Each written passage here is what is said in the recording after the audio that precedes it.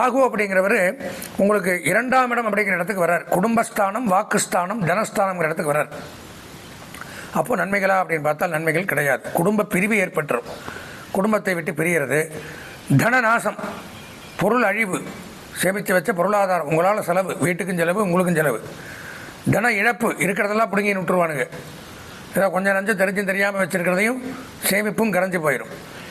வீண் சண்டை சச்சரவுகள், போராட்டத்திலாம் வம்பு சச்சரவு, எதிலும் மனசு நிம்மதியாகாமல் சண்டை போட்டு வந்துடுறது. தவறாக கருதப்படல், உங்களை பற்றி பேட் ஒப்பீனியன். நீங்கள் நல்லவராக இருந்தாலும் வெளியில் பேசிக்கும் போது உங்களை தவறாக கருதப்படுவாங்க. அவனாச்சு அவனை தான் அப்படி சொன்னாங்க, அவன் நல்லவன் இல்லையே அப்படிங்கிற மாதிரி நம்மளை பற்றி ஒரு கெட்ட பெயர் பரவி கிடக்கும் சுற்றி. நம்ம நல்லவன் தான்.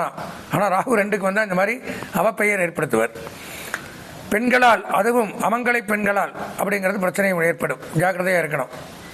ஆண்களாக இருந்தால் பெண்களுக்கு, பெண்களாக இருந்தால் ஆண்களுக்கு பிரச்சனைகள் உண்டாகுன்னு போட்டிருக்கு.